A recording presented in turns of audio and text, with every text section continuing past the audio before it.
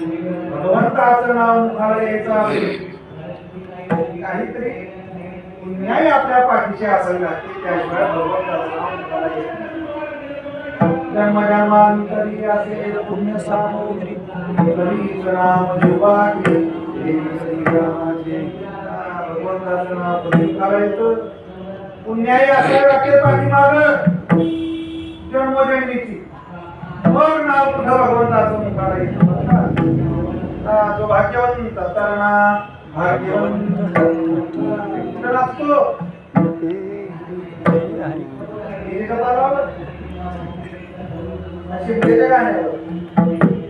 हरिकीर्तनात भगवंताच्या नामचिंतनामध्ये तो नाचतो. भाग्यवंत म्हटलं भाग्यात असल्याशिवाय भगवंताचं नामचिंतन झाला येत नाही.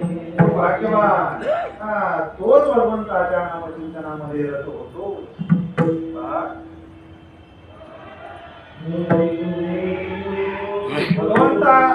भगवंताचं नामचिंतन, त्या नामचिंतनाचा असणारा महिमा, त्या भगवंताचं नेमकं स्वरूप कसं आहे तिसऱ्या चरणात महाराज सांगतात. विठ्ठल हे दैवत भोळे लाडकाळे परमात्मा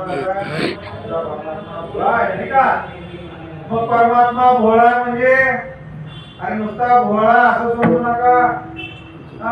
काळ सुद्धा त्याला घाबरतो. काळ त्याच्या अंतरीत आहे.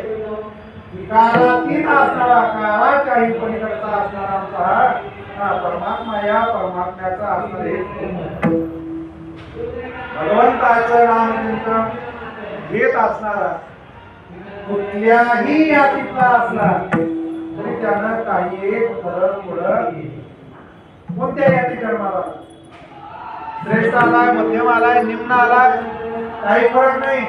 त्याच्या अंतःकरणामध्ये परमात्मा, मुखाला भगवंताचं नाम, त्याचं जीवन धन्य झाल्याशिवाय राहत नाही. तुकामध्ये बोलते विठ्ठल चित्ते धन्य. कोण धन्य? ज्याच्या मुखाला भगवंताचं नाव येतंय, ज्याच्या चित्तामध्ये परमात्मा आहे, तो कसा होतो? धन्य होतो. पहा, भगवंताचं नामचिंतन करणारे जीवनामध्ये कधी धन्यता मिळवतात.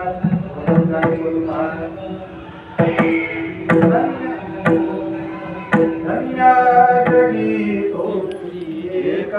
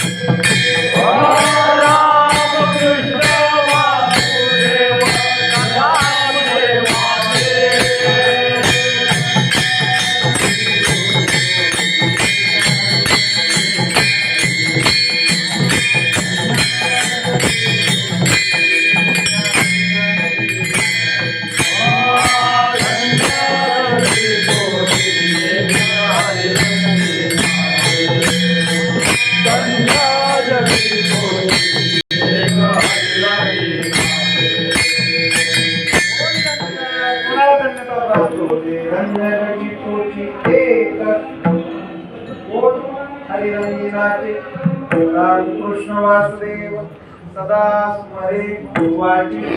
ज्याच्या मुखाला भगवंताचं नाव आहे, जो भगवंताच्या चिंतनामध्ये जर होऊन आनंदाने नाचतो, त्याच्या जीवाला प्राप्त झाल्याशिवाय राहत नाही. म्हणावं मग तो कोणत्याही यातील जन्माला येऊ दे, धन्यता प्राप्त केल्याशिवाय राहत नाही. तुका म्हणे भरते विठ्ठल चित्ती तो धन्य, भाग्यवंता चंद्रमणी तोडगानी